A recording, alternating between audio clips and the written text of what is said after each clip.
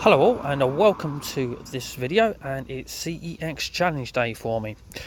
So this one might have a little bit of a crazy twist to it, so dodgy edit alert. Remember when I said this? And also I want to hear from you. Give me some challenge suggestions. I mean, keep the money under a tenner and keep the challenge reasonably realistic. I mean, I do like a challenge, but let's not say 20 games for a tenner. That ain't going to happen, I don't think. Well, it got me thinking. I reckon I can do that. So I'm off to CEX. I'm choosing the branch of Bishop Stortford. I prefer it slightly, it's a little bit nicer in there. And yeah, well, can I get 20 games for £10? I think I can. I think I can do it. I've got some systems in mind, so yeah, I'm going to be a bit selective there. So next time you hear me or see me, I shall be in Bishop Stortford. Speak to you soon. Okay, there's a sign ahead hanging off the wall. They are going to love me in there today, so as soon as I get in there you're going to see exactly straight away where I'm heading for. First console in mind, of course. It's going to be easy to get cheap games for. So here we go.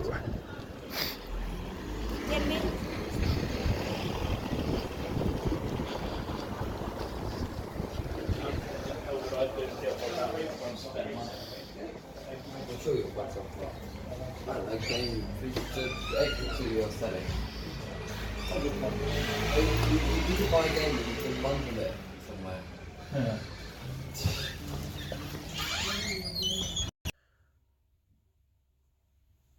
Hello again, ladies and gentlemen, boys and girls, children of all ages. I'm home now, and it's indeed time for me to show you what I got in this 20 games for £10 challenge that I've just completed at CEX Bishop Stortford branch.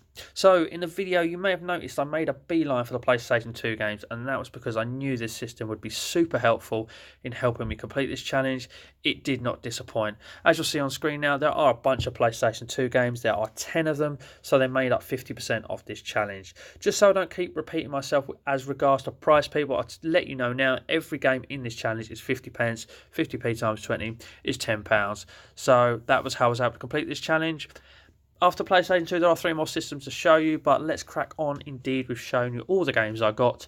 And first up, this wonderful stack of PlayStation 2 games. So first up, we have a game I know nothing about. Know all about the old school TV series, but know nothing about the game. We have Starsky and Hutch. Game number 2, there's a manual in there by the way, people. Game number 2 is the Fantastic Four Rise of the Silver Surfer.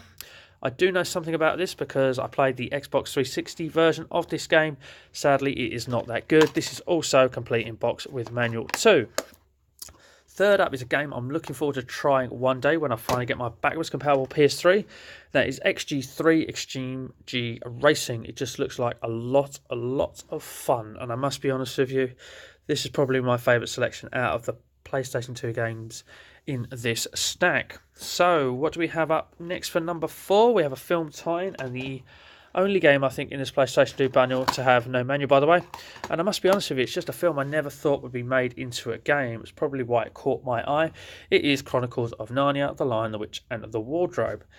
Next up for game number 5 actually fits into that same category as well. Just never thought it'd be made into a game if you'd have told me about it. And that is Lemony Snicket's A Series of Unfortunate Events.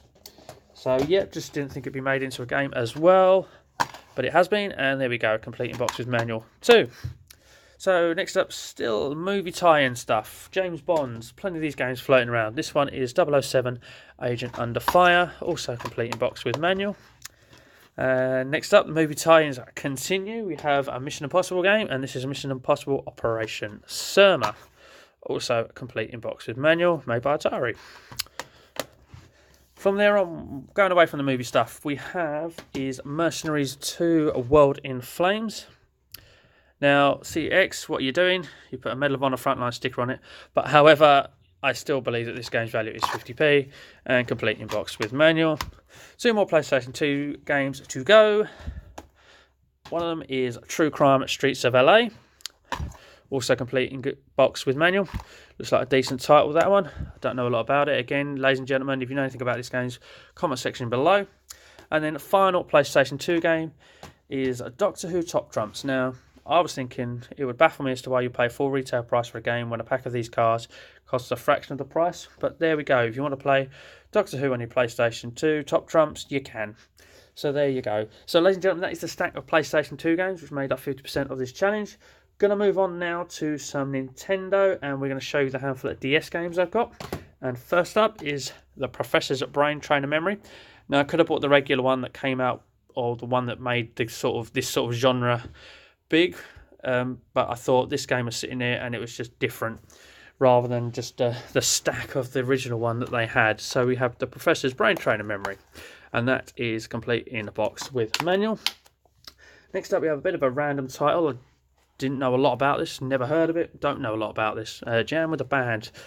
I can guess that is a music game. This has its manual in and has loads of paraphernalia, all sorts of paraphernalia. I know how to connect to the Wi-Fi with your DS and everything. So we have a Jam with the Band. Next up we have a Red Bull The Big One game. Again, I don't know nothing about this game. It is complete in boxes manual. So that is the Nintendo DS game number 3. Red Bull The Big One. And a final DS game needs no explanation as to what it is really. Solitaire DS. Everyone knows what Solitaire is.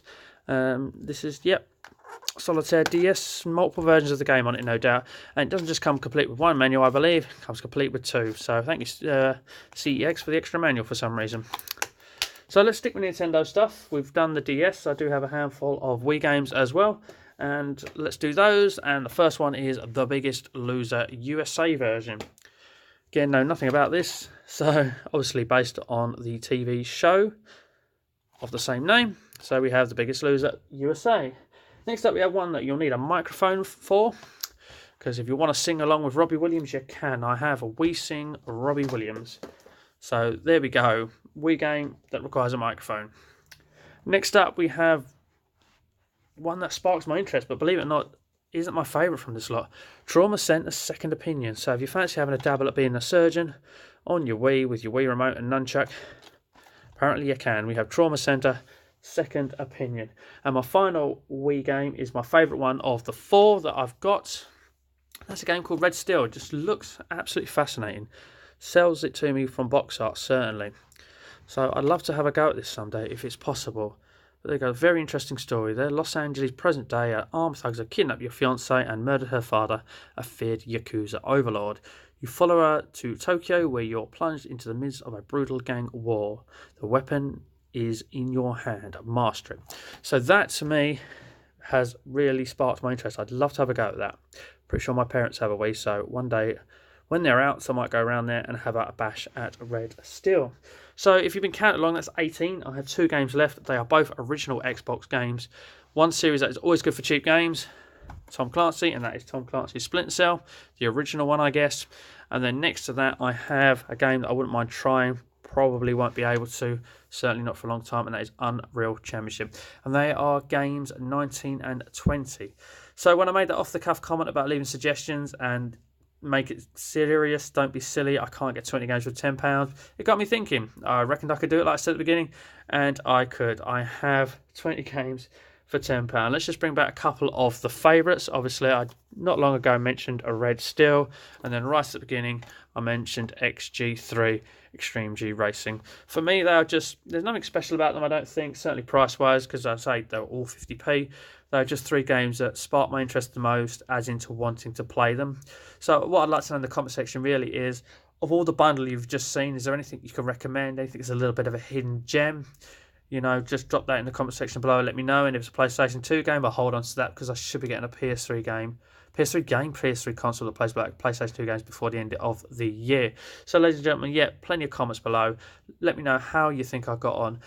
I'm not going to make up a rule, but if you do have any suggestions for what I can do in a challenge, I'm open to ears. Please write down in the comment section below anything you might think I'll be able to do. You never know, I may pick it. But I think I'm going to wrap this up now, ladies and gentlemen. It was a lot of fun doing this, actually, even though I may have wound up the CEX staff in the store and having to find them all. But hey-ho, you get paid for that, people. I'm really sorry. But I'm not sorry. But ladies and gentlemen, yes, let's wrap this up now. So thank you for watching. Please like, comment, subscribe, share, do all that. All of that will be appreciated. And then finally, all I have to say now is, as always, take care.